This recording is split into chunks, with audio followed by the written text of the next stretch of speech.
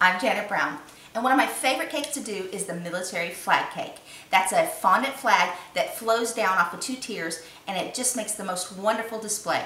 It's perfect for military functions, 4th of July, or anything USA. So the first thing we do for the military cake is we need to make a crest. And today, that's what I'm going to show you how to make, the military crest.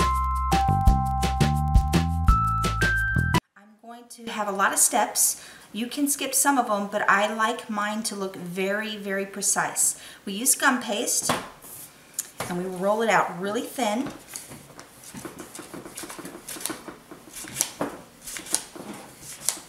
You can also use a pasta roller or anything like that, because you need it to make sure that it's an even. It's the same size all the way through, the same thickness. And then what I've done is I've actually just printed out the crest that I'm going to use, and you put it on here.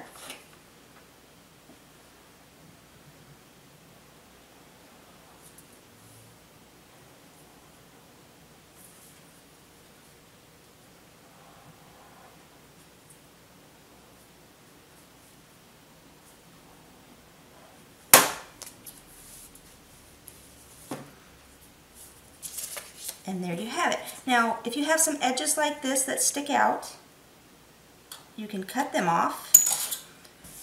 And then you want to lay this aside and let it dry. My crest, my gum paste, has dried for several days now. What I do is I put it in front of a fan, and it'll be sitting on non-stick paper, and then every couple hours or every day I make sure to flip it over so the other side dries, and then I'll do it again. And as you can see, this is very solid. Okay, when you first get it done, since you've cut it with an X-Acto blade, it'll sometimes have rough edges.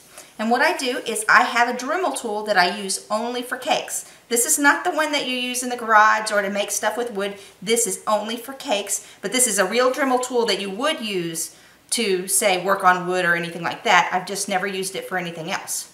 Okay, you want to turn it on low, and you have the sanding head here on it. And then what you do is you just gently go along the edges.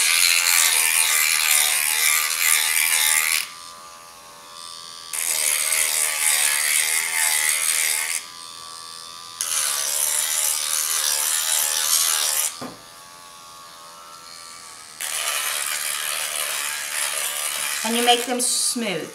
Now what I do, instead of going straight up and down like this, I actually hold it at an angle. That way I'm kind of beveling the top edge. If you can see that, it's not a straight hard edge, it's more of a rounded smooth edge. And once you've got that done, we're ready for the next step. Okay, what we want to do next is actually the army crest that's going to go on top of the cake. And this is round. I do not cut round crests with an X-Acto blade or a knife. What I do is I figure out what size I'm going to make the base, and this one particular is going to go on a 6-inch pan. So instead of using an X-Acto blade, I actually use the pan as a cookie cutter to make my crest. And then what I want to do is I want to go ahead and let it dry so it gets to be really solid. And now we're going to make the braid that goes around it. To do the braid, what you will need is some water, and you will need a, I did my crest on a 6-inch pan, so you're going to need the next size down pan, or it can be anything that's round, okay? Now this one, if you look at it, see how perfectly that will go and leave room for the braid? So I'm going to use a 4-inch pan to wrap my braid around. So what we want to do is we want to roll a rope. Now you could actually use a mold, a braid mold or something like that, but those tend to be very flat on the back, and I like my crest to have a very solid braid. Now you see, this is about the size I want it to be. It's about the size of maybe a pinky finger. I've gotten it all about the same size, the same width all the way through. And what you want to do is fold it in half, and then take your water and then run some water between your braid. and this will help it adhere.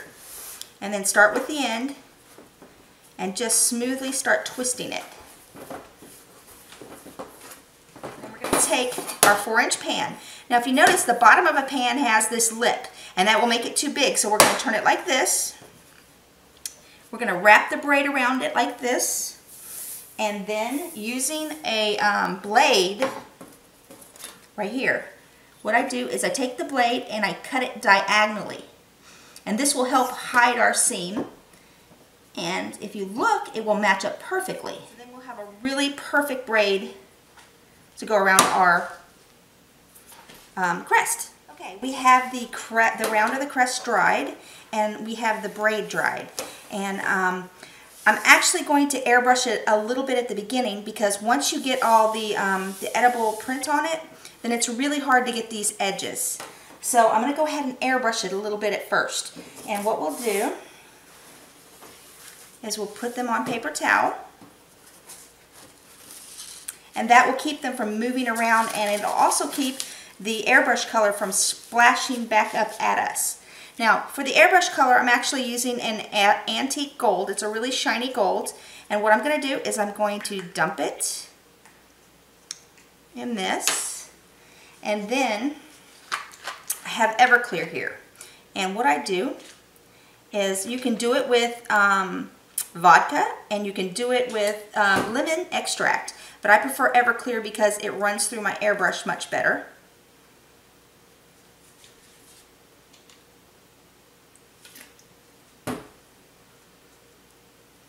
And we want to get it real smooth. And what I do is I put the lid on it. Sometimes I mix it up in this actual little keeper. That way the lid works really well. And if you look in here, the thickness that I want it to be is almost the thickness that you would see from a nail polish. It's a little thinner than a nail polish, but the color is nice and solid. So then I have my airbrush. We want to put the color in it. And then we're just going to airbrush it.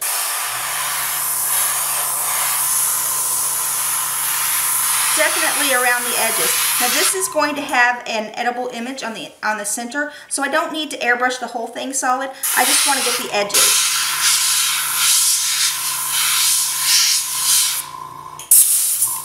Now, if your airbrush kind of clogs up, because sometimes using a luster dust it will, what you can do is you can put your finger over it a little bit and it will bubble, and it will blow the clot back into your bowl, and then shake it up.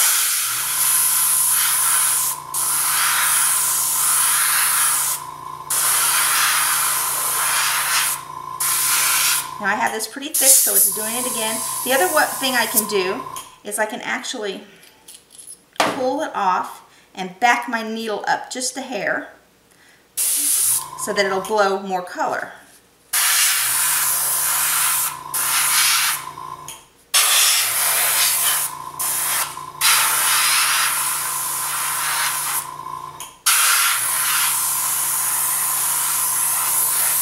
Now this doesn't actually have to be perfect the first time. I also do the back a little bit.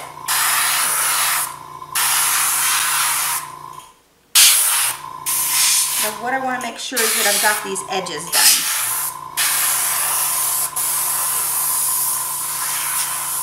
Okay, now we're done with that. And you actually want to let it dry on the paper towel. Hopefully you can see at this angle. I'm actually painting the inside of it, because when it's laying down, if you can see any white, that's going to show on your final product. So.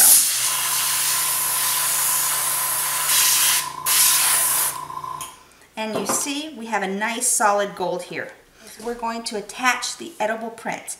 Now this is my first print that I made, and then the exact same size. This was just done on regular paper. That was for my pattern. On edible paper, I have made a print of it to put on, and it's totally edible. It's made with food color, and the printer actually prints it out in food color. Okay, what we want to do is we want to put it on its face and make sure it's on a clean area, because if it's not on a clean area, it will definitely pick up anything you have on there. And then we want to roll back the back side of it off. Okay, I'm going to move it a little bit. And then we're going to take our gold disc here. And usually what I do is I try to find, no matter how nicely you've rolled it, there's always one side that's thicker and heavier. I try to put that on the bottom because my crest is actually going to stand like this.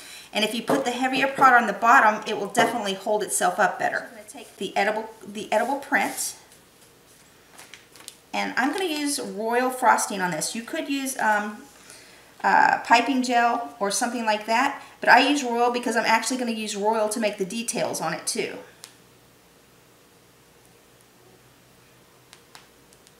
And all I do is squirt it out here. You could just actually scoop it out of a bowl too, but I already have it in a bag. And then just take a spatula, and this is why we have the paper towel, is we want to make sure to get the royal all the way to the edge, because we don't want our edges to curl up.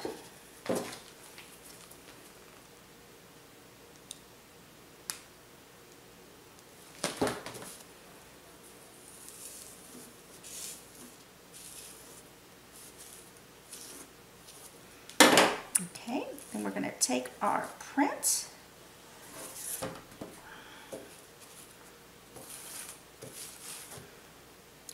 and then we're going to center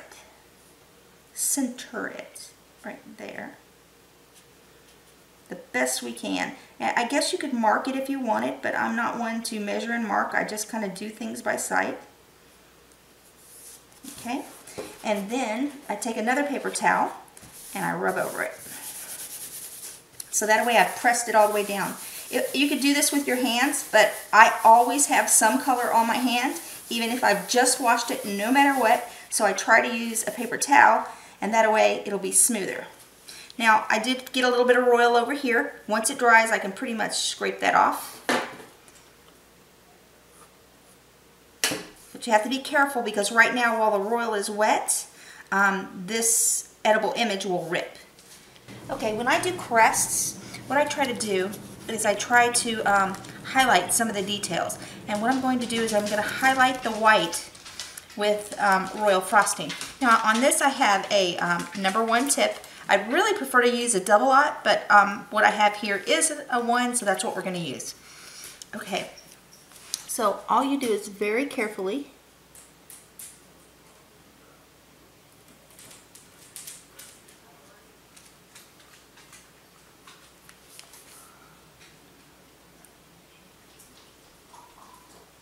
line your details out. What I'm going to do now is we're going to put the details on the crest.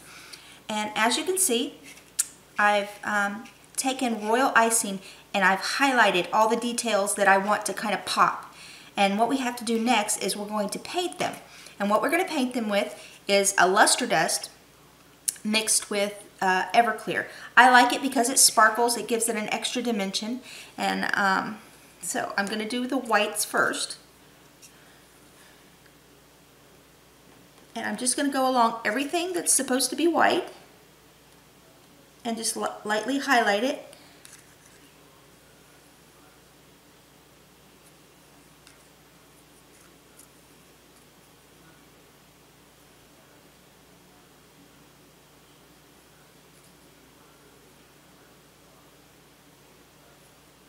We are almost finished with our army crest.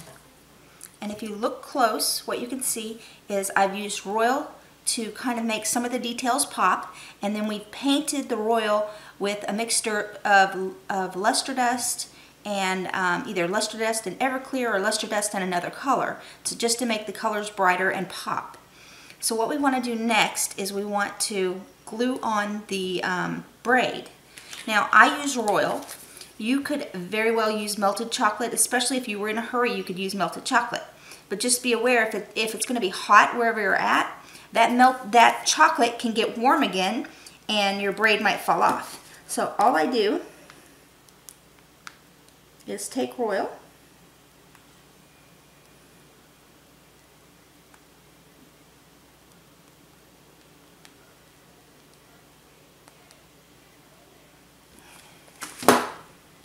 And then you locate the bottom, and the bottom is where you're going to put the seam of your braid. Just try to center it on there so you can see the writing as good as you can, and then press it on. And then what we'll do is, see where you can see the royal? We'll take a brush and we'll just try to paint some of it off here. You can take your gold and you can either hand paint this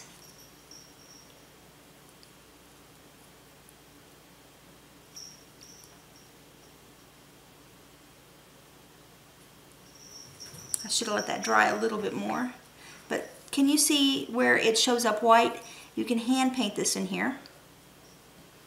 Or you can take the airbrush to it. If you are not very sure of your airbrushing, you could definitely, there's a couple things you can do. If your royal's very dry, what you do is you cut a piece of paper towel, or you take a piece of the plastic and you can put it over it so you don't get it on any of the inside.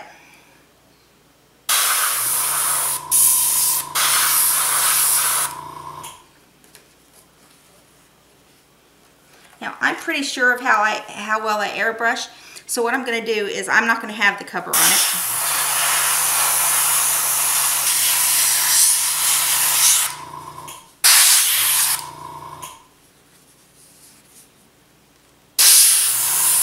And like I said, if you're not very sure of your airbrushing, don't do what I'm doing right now unless you put a paper towel or something in there first.